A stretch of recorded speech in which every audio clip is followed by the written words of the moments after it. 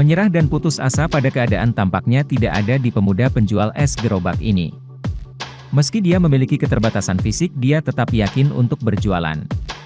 Dari video singkat yang diunggah ulang oleh akun Exploredolan ID dari akun Instagram Wujudkan Mimpi, terlihat perjuangan seorang pemuda yang sedang mendorong gerobak es dengan susah payah demi mendapatkan uang untuk memenuhi kebutuhan hidup. Tak hanya terbatas dalam mendorong gerobak esnya, pemuda itu juga tampak terbatas dalam melayani pembeli.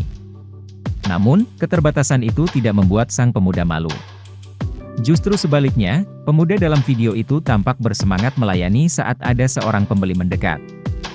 Bahkan saat beberapa pembeli datang dengan membawa kamera seperti yang dilakukan oleh si perekam video, pemuda itu tampak tak keberatan sama sekali.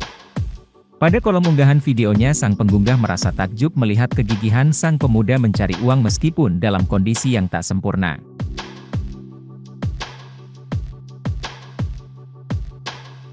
Melihat hal itu, banyak warganet yang ikut mendoakan agar usahanya lancar dan diberikan kelancaran rezeki.